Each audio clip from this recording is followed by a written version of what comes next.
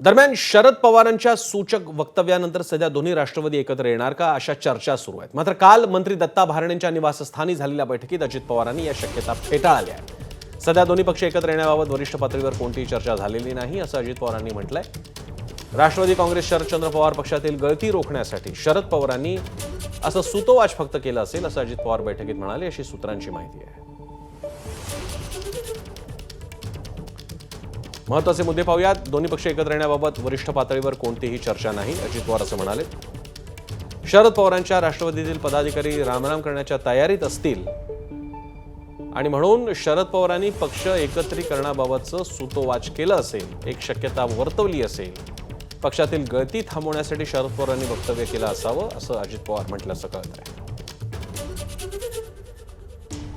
या विषयावर ठाकरेंच्या शिवसेनेचे खासदार संजय राऊत आणि शरद पवारांच्या राष्ट्रवादीचे नेते आणि माजी गृहमंत्री अनिल देशमुख यांनी काय प्रतिक्रिया दिली आहे पाहूया। अजित पवार हा एक गट आहे, फुटलेला गट। मूळ शिवसेना ही उद्धव ठाकरे साहेबांचीच आहे किंवा बाळासाहेबांची आहे। शिंदे हा गट आहे। अमित शहानी ठरवलं म्हणून लोक ते स्वीकारणार नाही, एक लक्षात घ्या। अमित शहाने खूप काही ठरवलं होतं, पाकिस्तान ताब्यात घ्यायचं ठरवलं होतं, बरं का, चुन चुन के मारेंगे ठरवलं होतं। काय झालं का?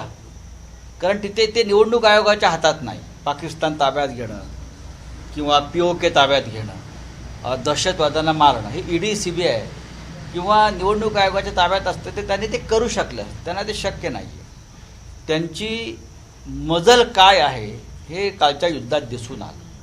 हे किती डरपोक आणि ढोंगी लोक आहेत हे काल दिसून आलं।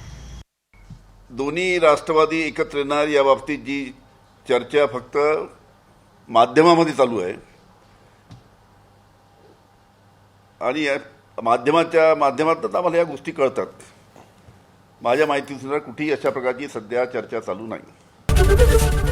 ABP माझा, उघडा डोळे बघा नीट।